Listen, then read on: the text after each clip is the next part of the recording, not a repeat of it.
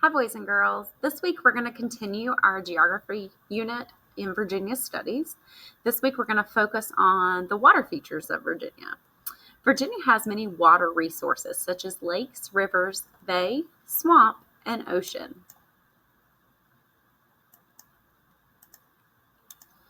Rivers of the coastal plain. There are 4 major rivers that end in the coastal plain and empty into the Chesapeake Bay.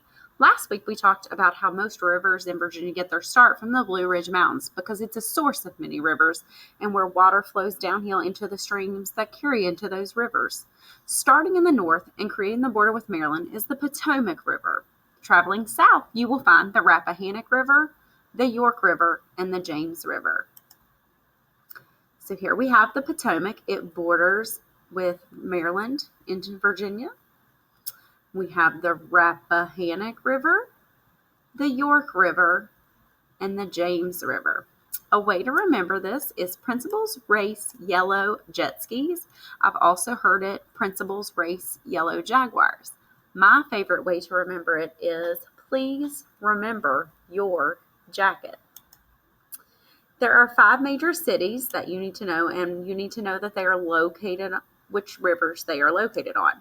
So on the Potomac in Northern Virginia, you have the city of Alexandria. And I like to remember this by saying Alex likes potatoes.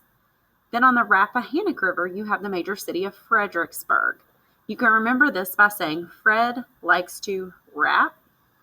And then on the York River is the city of Yorktown. So York is in both. It's pretty easy to match up. And then on the James River, you have 2 major cities, Jamestown and Richmond. So Jamestown is located down here closer to the Chesapeake Bay, and Richmond is located on the fall line. I like to remember this by saying James is rich. The Chesapeake Bay and Atlantic Ocean. You've been labeling these for a while now, but you need to know a little bit more information about them. So the Atlantic Ocean is a large body of water. It provided a transportation link from other continents to the United States or to North America from Europe, Africa, and the Caribbean. So it gave a way to go across to get to other continents, mainly Europe, Africa, and the Caribbean. It can also be pronounced Caribbean.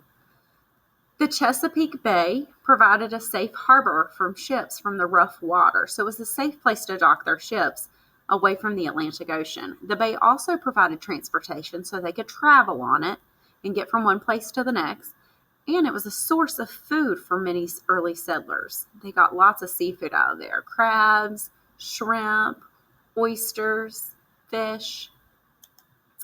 The Dismal Swamp and Lake Drummond. So we've talked about them, both of these, and located on a map in the coastal plain region.